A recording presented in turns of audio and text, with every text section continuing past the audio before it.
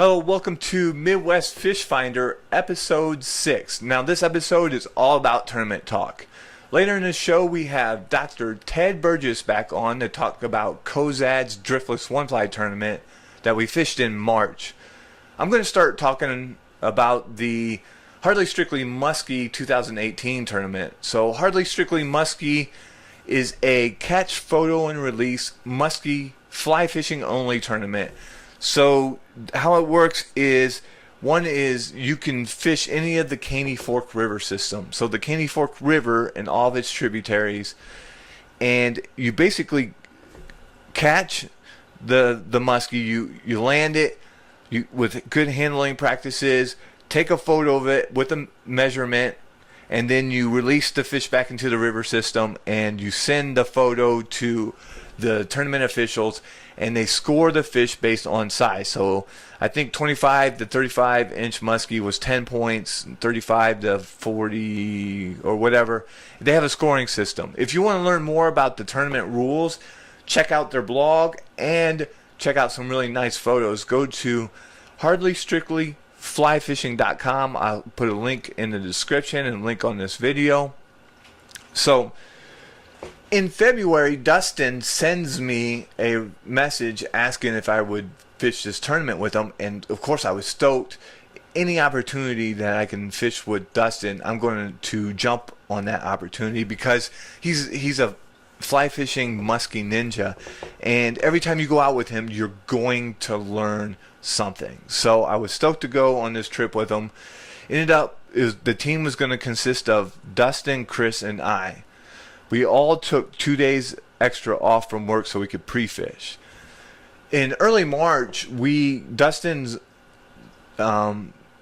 idea was to put a 9.9 kicker he has on the drift boat to push it up the river and then drift down. So that would preclude us from relying on any type of shuttle service, so that it would be more flexible. We wouldn't have to worry. We didn't have to rush and do any of that. So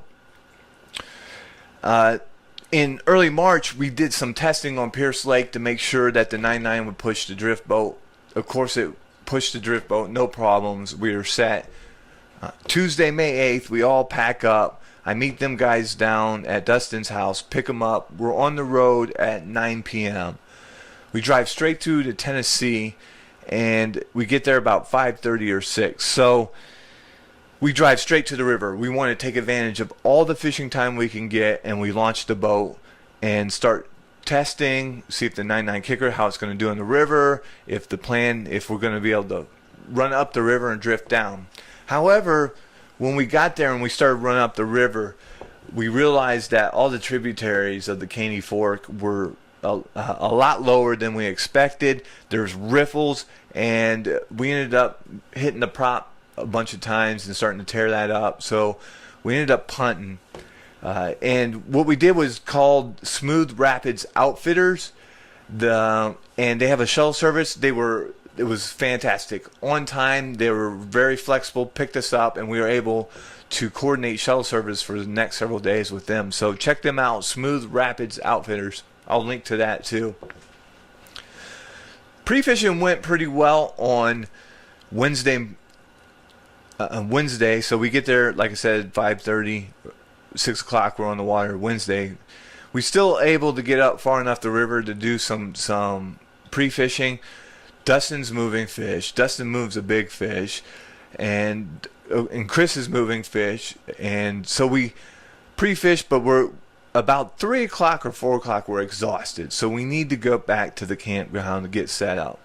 Now, we stayed at Rock Island State Park. Great, very well maintained campgrounds. Has warm water, hot showers. So hot showers right next to the tent camping, which was really, you just walk from your tent right up to the shower, take a hot shower and get back. So a great facility. I recommend, if you're in that area and you're looking to camp, check out Rock Island State Park.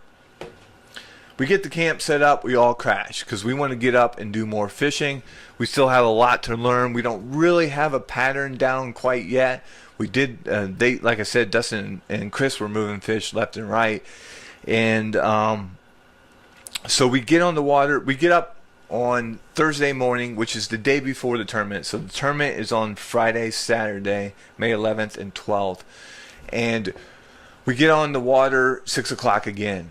But we launch at a different location, and we've already know that we're going to call for shuttle service. So we're just drifting from upstream to downstream.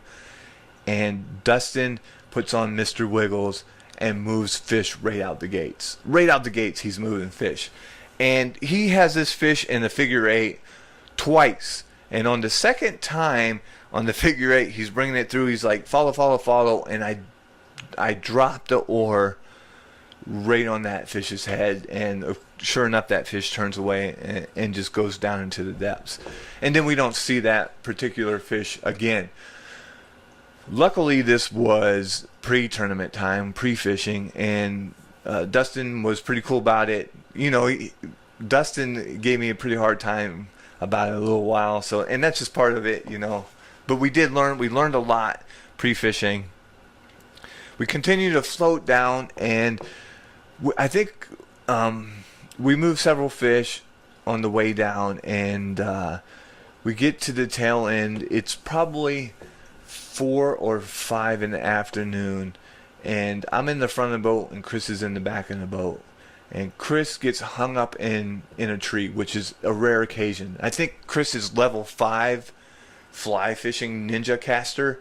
Level 5 is obviously the highest level you can get in the fly fishing ninja scale, and so that's a rare occurrence. He's super accurate, but it ended up being kind of a cool situation, because Dustin backs him into the shoreline to be able to get his fly out, and I cast parallel down the shore. Now I'm using this fly that Dustin tied that is weedless. Now this fly has some history. Dustin has had several follows, and he's actually had several eats, but he's never landed a fish on it, and he thinks it's because of how weedless it is. And the funny thing is, I'm chucking this fly into logs, up into trees, everywhere, and I'm able to get this fly. I didn't get it stuck all day. You cannot get it snagged, and so it's not necessarily a great fly to be on into my rod, but I really liked the look of it, and I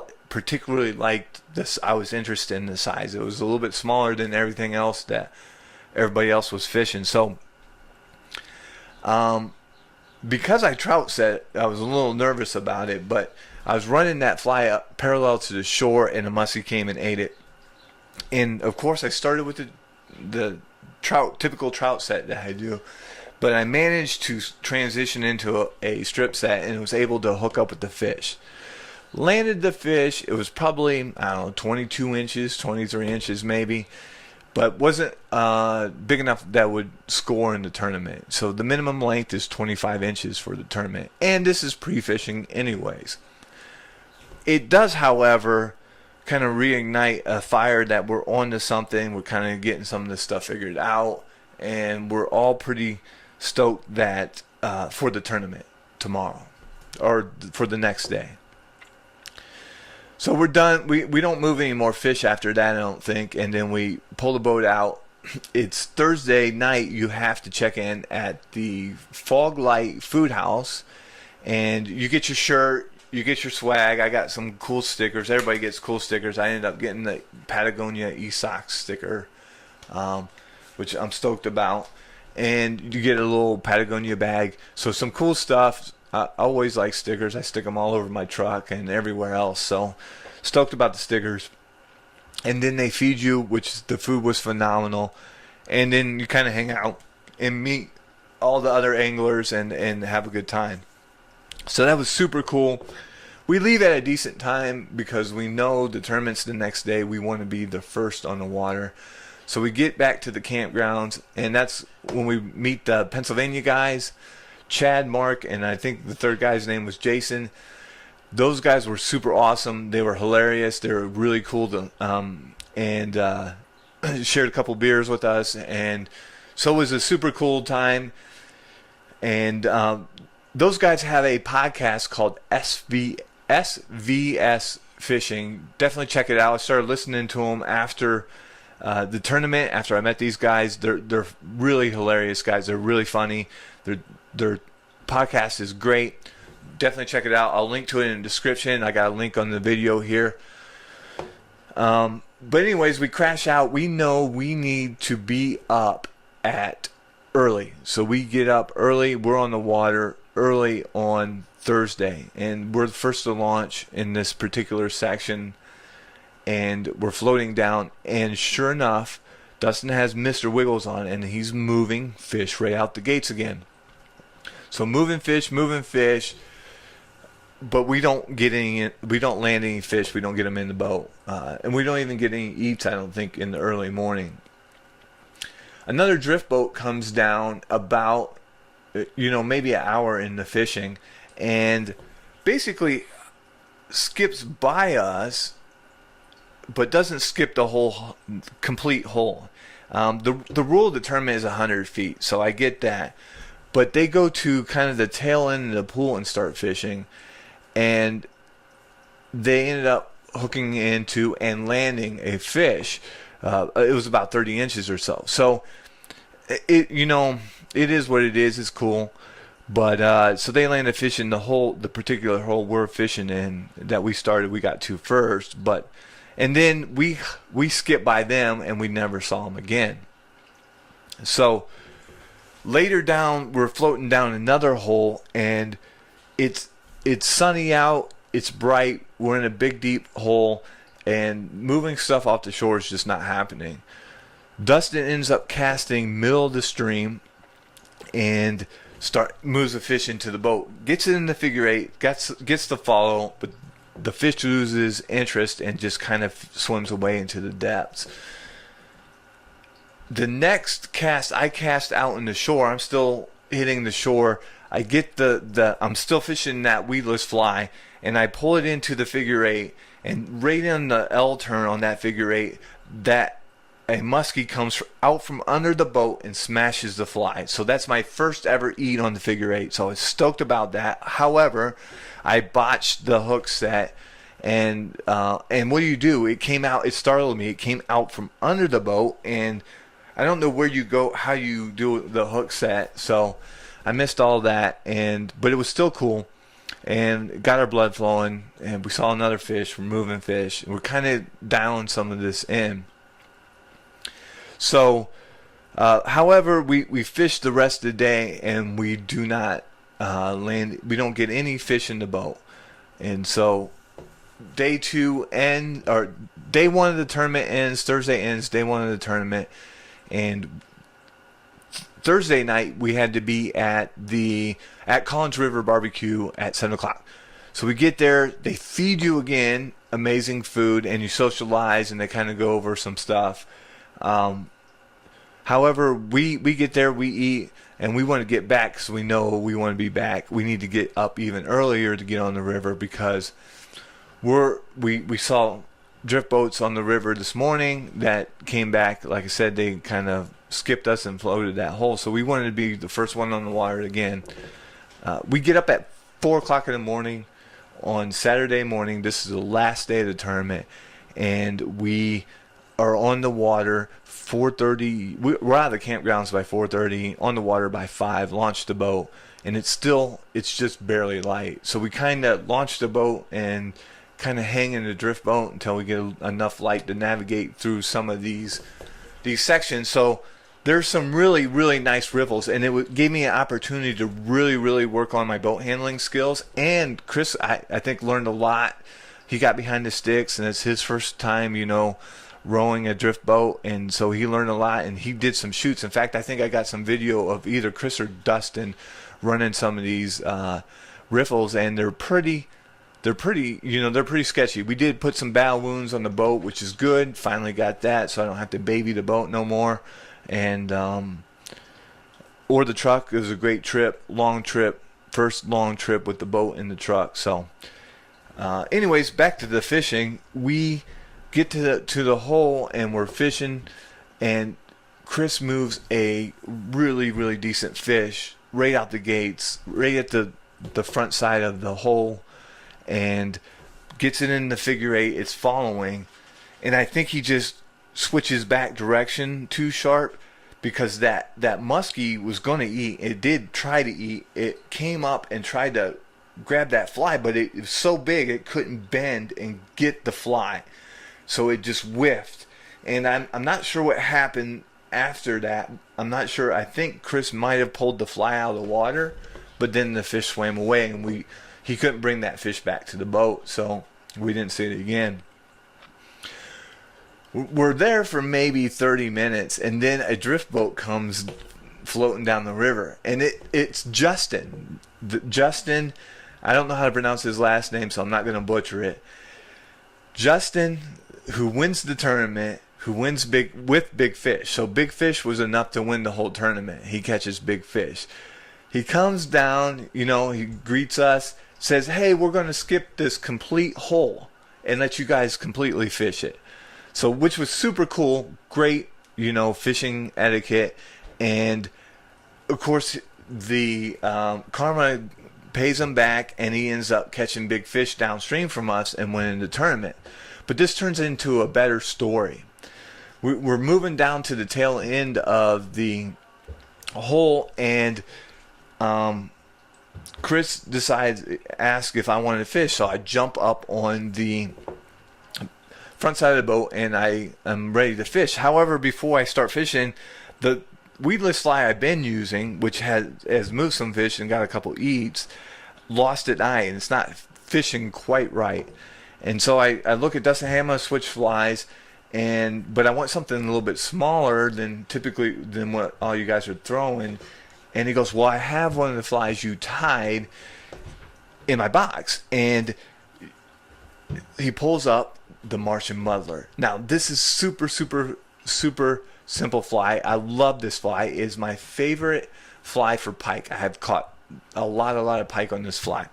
All it is reverse tied deer hair with what's got a lot of that flash out the back with a couple of feathers, and I put a 3 millimeter rattle in it to make some noise.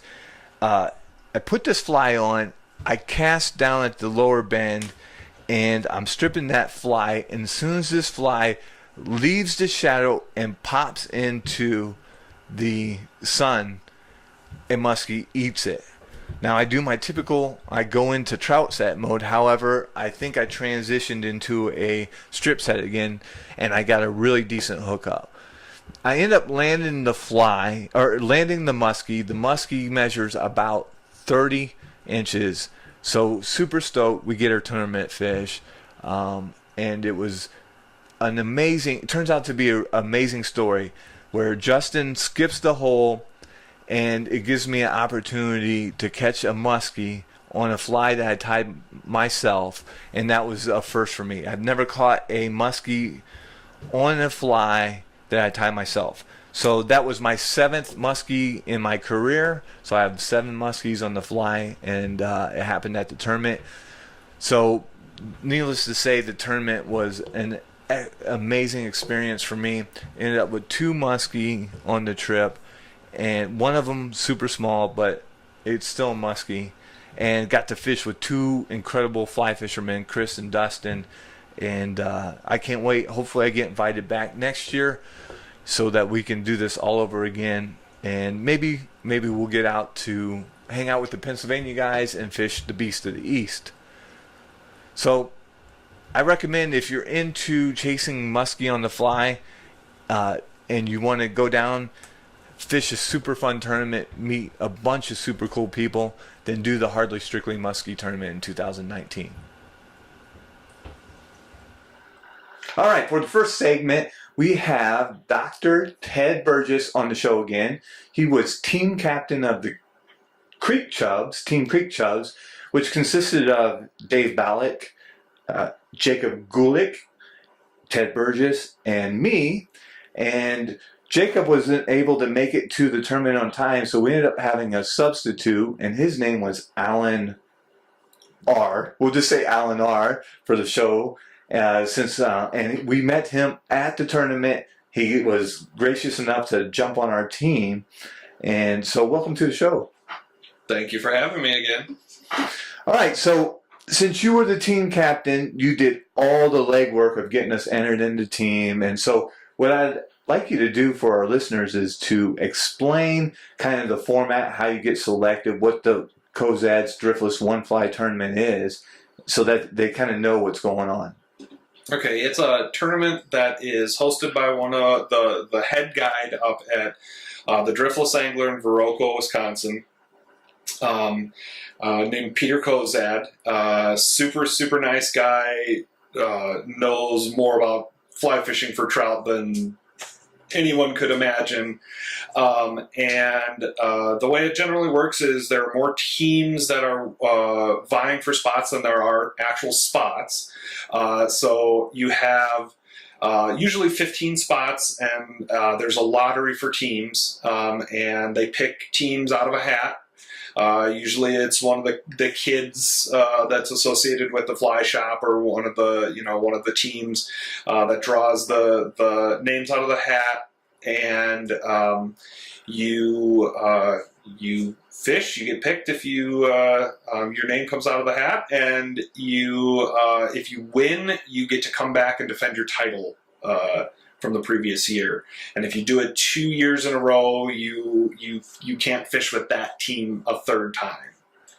So the tournament is not just a tournament for competition. There's a great purpose. It's a fundraiser too, right? Yes. So in addition to being kind of a friendly tournament, you also, all the proceeds, all the entry fees, and then there's all kinds of auctions and things like that. After the tournament, after the awards are given out, it goes to education for fly fishing for kids. So it's a really good cause, in addition to being a friendly competition in some of the best trout water in all of America.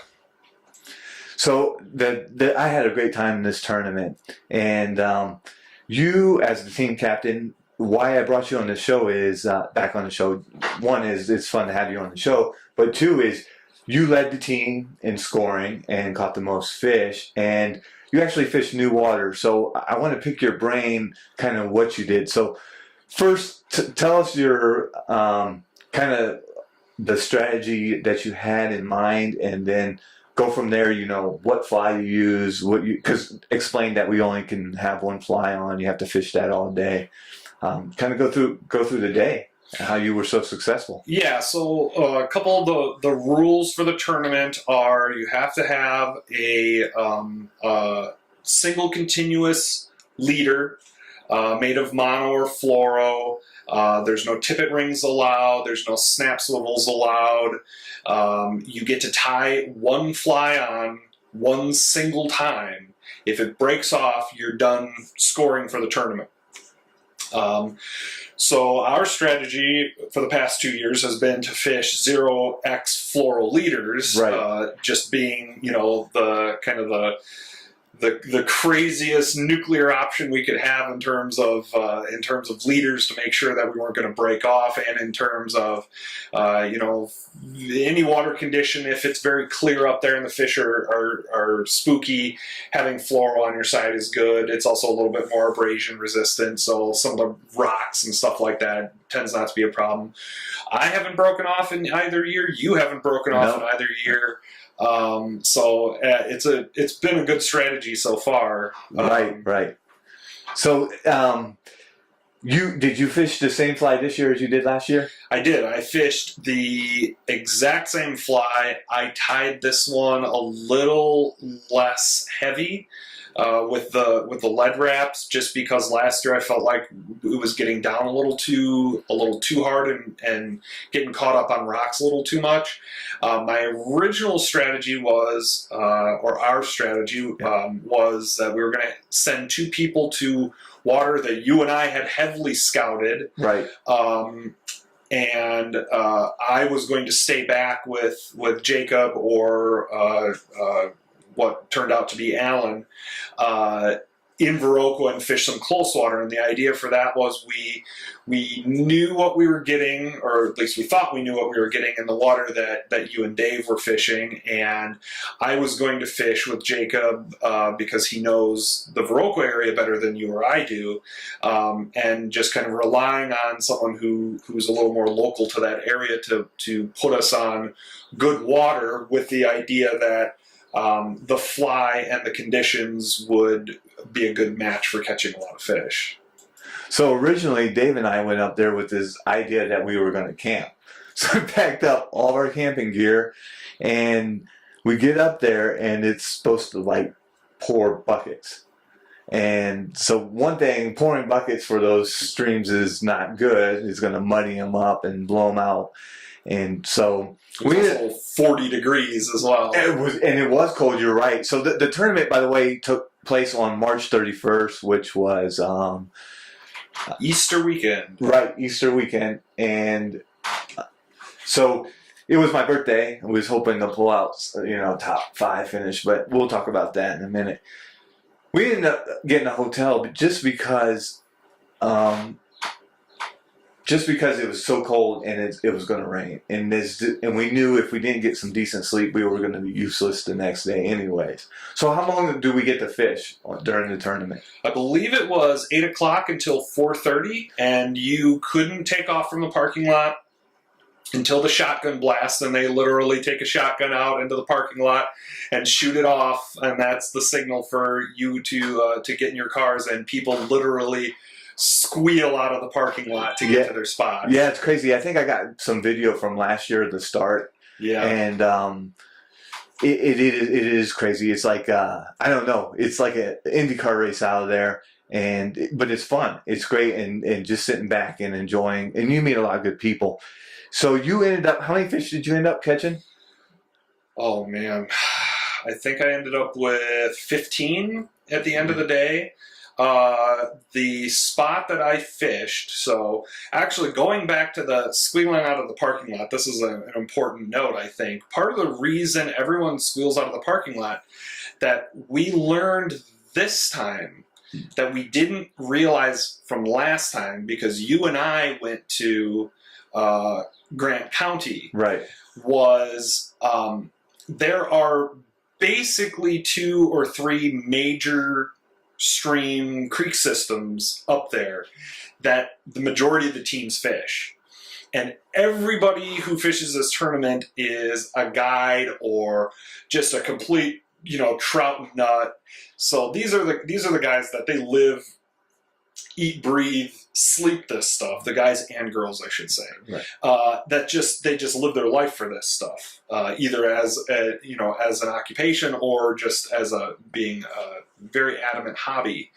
And so everyone kind of knows where the really good beats are, and it's a race to get to those beats because nobody knows where anybody else is going. Right. And it literally at that point is a race to your spot because there's probably another team that's trying to get to that spot. So Dave and I, we shot back down to Grant County, and I'm not necessarily, well, of course it didn't play out well for us. The crazy thing is how different the conditions were in Grant County as compared to what they were in Viroqua. So when we got down to Grant County, it was a little bit cloudy when we got there. Now it rained up in Viroqua. Yes. And we went down there and we thought the water were going, because the week before I pre-fished it, it was this particular stream was very low. And we thought with a little rain, it's going to be perfect. Put a little stain on the water, we was going to be in business. We get there. Within an hour of us being there, sun pops out, bluebird skies, and that water was low and crystal clear. And so Dave and I really, really struggled. And I know Dave was like, he was pushing me. He's like, we got to move to some more water. But I'm like, we also have to figure out, we got to drive another 55 minutes to get back up there. So we have to be real careful. I ended up pulling one fish that was 16 out of there. Dave moved a really nice fish. I think it was a rainbow. And I think he hooked up with it, but I think he lost it. Other than that, we moved like maybe 2 or 3 more fish. We had some connections and we lost them, but that was it for us. So I don't know what we should, think about next time. But so talk about kind of the different conditions you ran into up in the Rockwell area. Yeah, our stream conditions were overcast, very cold. The temperature was, I want to say it was like 42, 43 degrees in the morning, and it was dropping all day long, and it got below freezing, and you could just feel it as soon as it got below freezing. Every time your hands touched the line and your hands got wet from handling a fish or something like that, just everything, just your hands, core, everything just started getting really cold.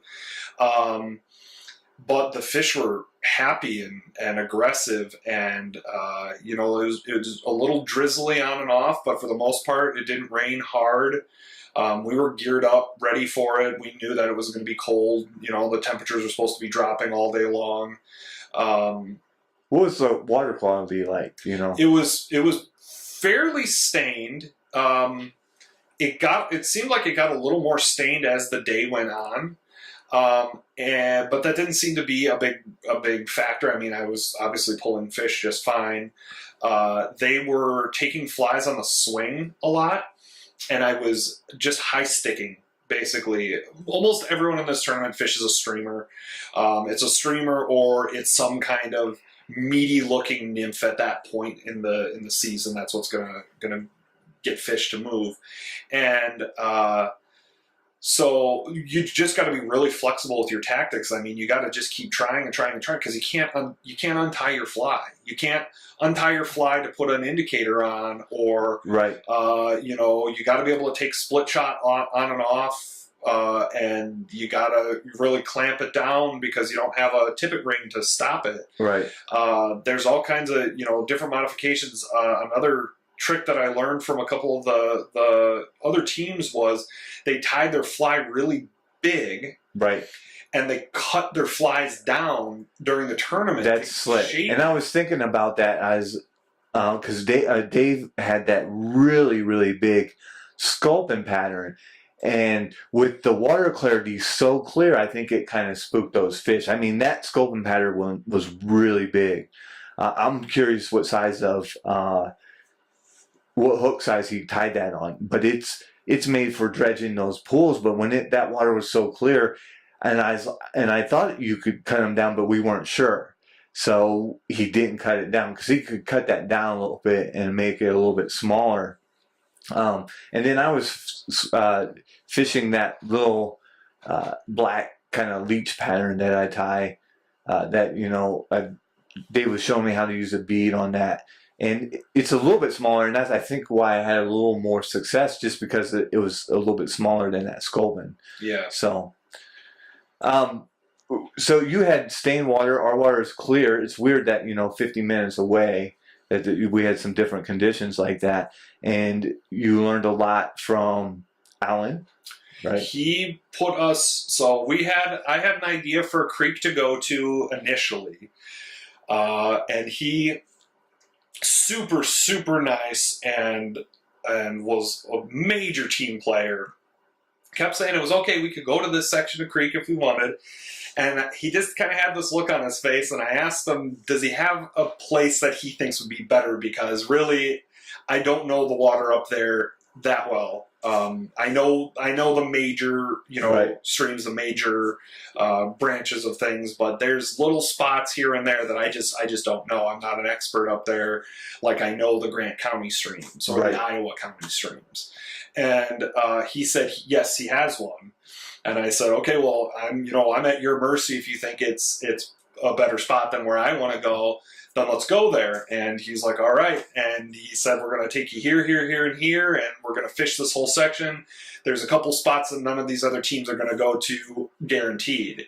And sure enough, he was right. We had our first spot we went to, we got beat, which again was the race out of the parking lot. Right. So we know that for next year, that you got to get out of the parking lot fast, especially for right. these spots. And when we got to the spot, We got in the water. We started moving upstream. We didn't have any problems. We didn't really see any other anglers on the section of stream that we were on. And it just took a little bit of dialing in. And the section we were on was great for size and for numbers. And yeah, we killed it. So what fly were you using? I was using my VIB again, which VIB is a very important bugger. Nice. It's some people have seen it now. It's in the catalog twice now for the one fly. Everyone has to turn in a sample of their fly to be cataloged every year.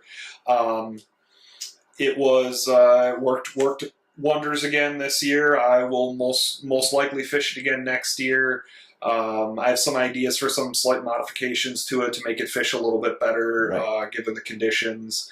I had a broken rod incident that didn't hold me up. But that's a funny story because you told me the story about the broken rod. And what was your best fish? It was a 17. It was a really nice 17. It was almost a shame that this tournament wasn't for weight because that was a chunky. I got some pictures here, so I'll pull those up for the audience. A beautiful 17-inch brown. And tell us a little bit about how you caught that brown and your broken rod story.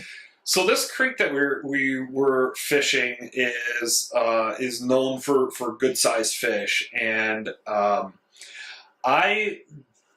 Coming from the Iowa Grant County streams, I'm used to like 10, 11, 12, 13-inch browns being the normal range, and a 14, 15, 16 being a larger brown, and a 17, 18 being a freakishly large brown. This creek, those sizes, anything below a 12 or a 13 was considered undersized for this creek. And so being on a different creek from last year, the strategy that we were using was because the fly also has to be barbless. Right. So you have to play these fish a little differently. So our strategy last year was basically as soon as you get the fish hooked, you pretty much launch them out of the water and you catch them with your net and you measure them and then you get them back in the water. And last year we missed a lot of fish because we actually tried to play them, and they ended up throwing the hook. And then I remember last year you figured out, like, especially when they're like a 10-inch or 11-inch fish, you were basically, because we're using 0x tippet. It didn't make we don't have to worry about breaking our tippet, 0x tippet, that you would set the hook, boom, lift the rod high, and that fish come out of water, and then you scoop the net right under them, boom, and then transfer it to the measuring net. So it worked out good, and we actually ended up, I think last year we could have had more success if we would have made some decisions strategically earlier in the day, and we would have figured out your little lift them right into the net and get them out of the water. You don't have time to play like you normally do. And you're using bigger tippet anyway, so. That was my disaster, though. That was what ultimately led to this disaster. Was I wasn't used to fishing on one because we would always go down. We went to Grant County last year. We didn't stay up in Viroqua and fish.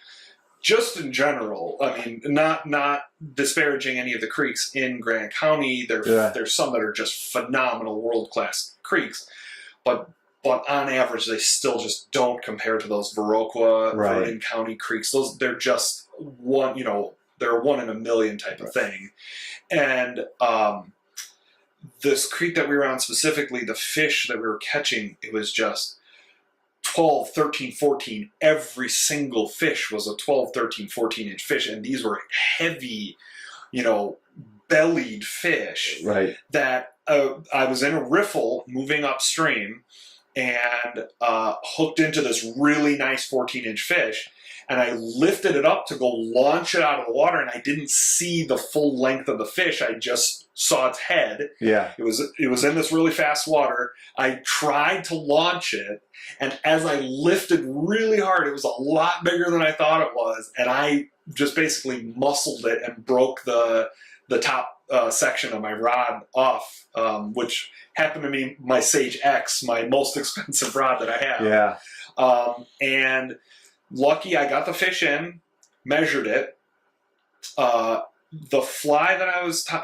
was fishing, the bead was small enough to fit through the eye of the section. Nice. So I just took the broken section off, kept it, and moved upstream and fished with my broken rod for the rest of the time. And that's what I hooked that 17 on.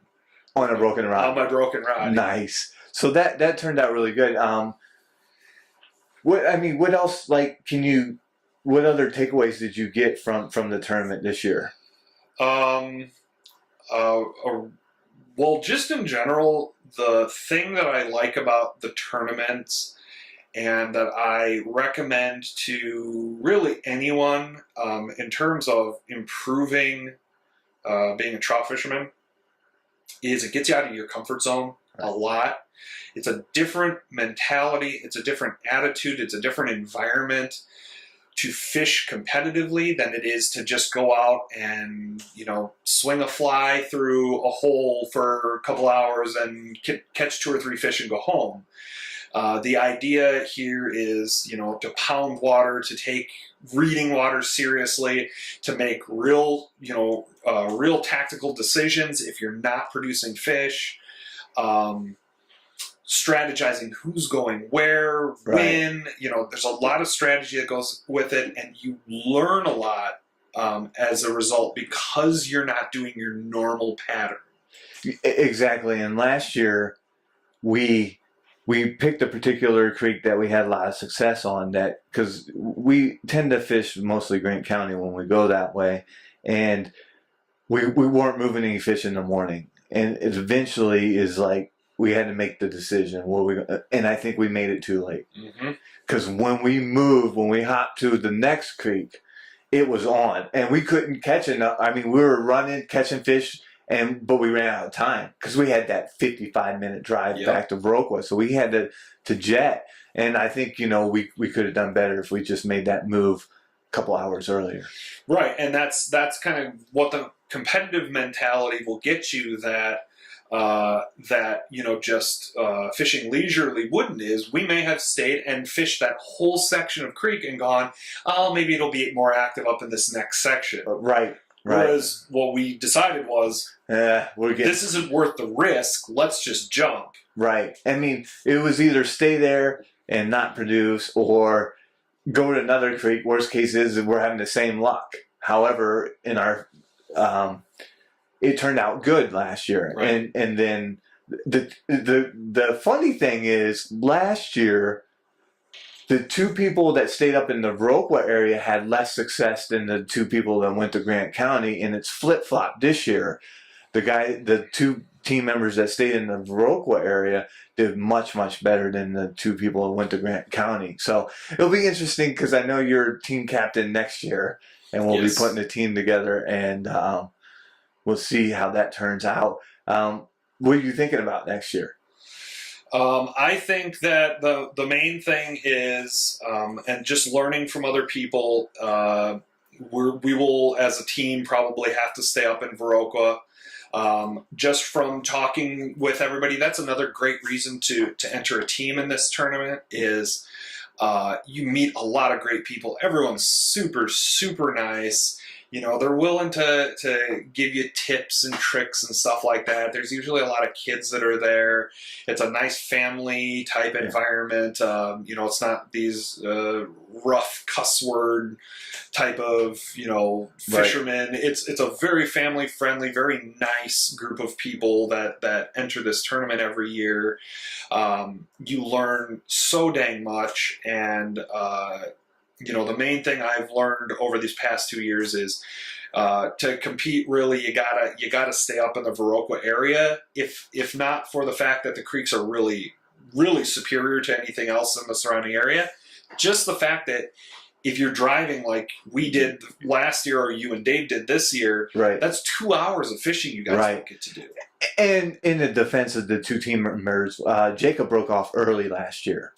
He did, so it's not like they couldn't. It just they had bad luck. Yes. And I'm not sure what tippet he used last year. However, we know the 0X is the way to go. Yeah.